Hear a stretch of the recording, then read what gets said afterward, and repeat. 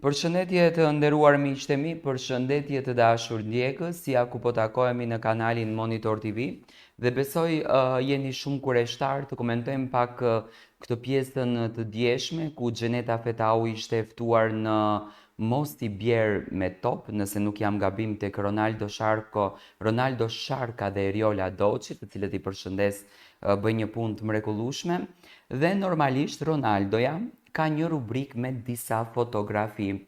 Shpeshherë kemi marrë ekskluzivitete për marrëdhëniet mes personazheve publik konkretisht nga kjo rubrika, sepse kanë një lloj përzgjedhje që ta injorojnë, t'japin mendim, t'japin koment, apo të krijojnë diçka të bukur rreth këtyre gjërave dhe konkretisht Xheneta Fetau mbrëmu përballë me fotografinë të Eglit.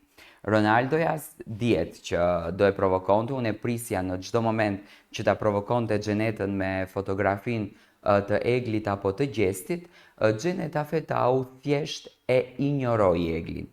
Tani, që ra pak në ky është mendimi im, respekt për Xhenetën, është vajzë shumë e mirë, domethënë nuk dua të komentoj në asnjë mënyrë dhe nuk dua të keq kuptohem në komentimet e mia, nuk komentoj kur privatësinë e tyre. Komentoj atë që ndodhen dhe atë që thonë. Do me thënë, Xheneta mbrëm ishte disi pak në kontradikt me veten e saj. Sepse tha që unë do injoroj Eglin, do me thënë e bëj ignor, e injoroj, injorim është një dozë urrejtje, le të themi, apo një dozë nuk, do me thënë një dozë neglizhence e rënd, le ta quajmë kështu. E injoroj unë Eglin, do me thënë e injoroj fotografinë e Eglit dhe nuk dua ta komentoj sepse nuk e njoh. Ndërsa për loj tha nuk më ka pëlqyer. Tani, kur thua që unë nuk dua ta komentoj sepse nuk e njoh, pse e ke komentuar atëherë Eglin në trotuar gjithkohës? Kjo është një pikë pyetje tjetër.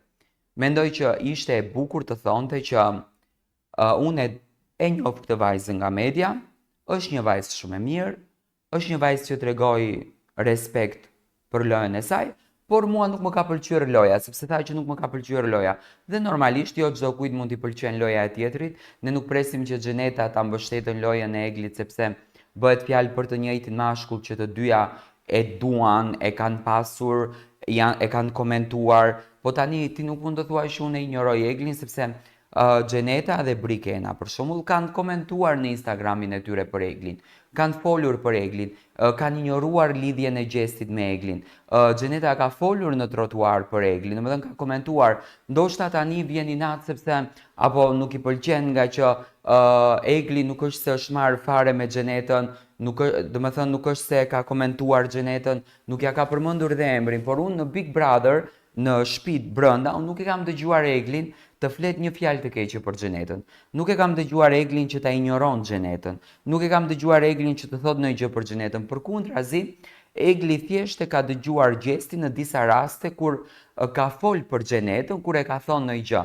Dhe ta injorosh një gocën kur ti në fund të ditës nuk e asnjë gjë dhe nuk e patur asnjë gjë me atë çunin, mua më duket pak më duket si e tepër, do me thënë, ok, luftojmë për klikime, duam të jemi në qendër të klikimeve, por jo deri në këtë pikën që të thuash ta injoroj, se po ta kishe injoruar, do e kishe injoruar që në Klan Kosovën.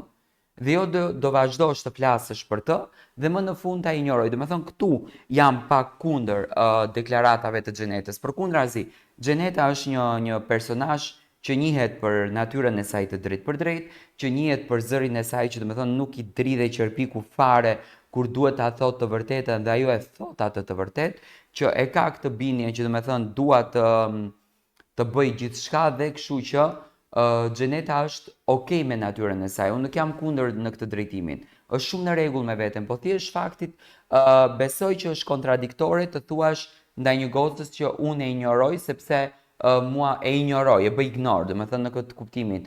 Tani ti mund ta injorosh, po ti e marr 3 muaj me të. Ke fol për të, ke komentuar për të, ke luajtur me lojën e saj brenda në fund të ditës.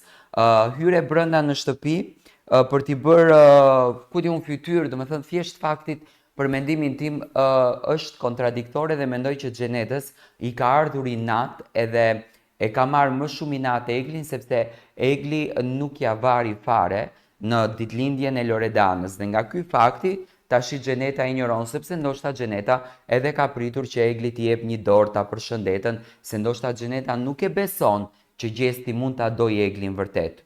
Xheneta mund të ketë një bindje krejtësisht të ftohtë në këtë drejtim, por unë mendoj që Xheneta nuk ka gjë me Eglin, edhe në fund të ditës ajo me Gjestin e ka mbyllur raportin, nuk është se Egli ja mori Gjestin duke qenë në raport Xheneta me Gjestin. Unë mendoj që Gjesti e mbylli raportin që kur doli nga shtëpia, edhe pse Xheneta nuk e ka kuptuar dhe unë këtë e kam thënë gjithmonë që Xheneta nuk arriti do ta kupton sepse linja u shkëput dhe kështu që tash nuk ma merr mendja pse duhet ta injoron kaq shumë Eglin Xheneta për çfarë arsye. Dua të marr mendimin tuaj pse ndodh kjo gjëja.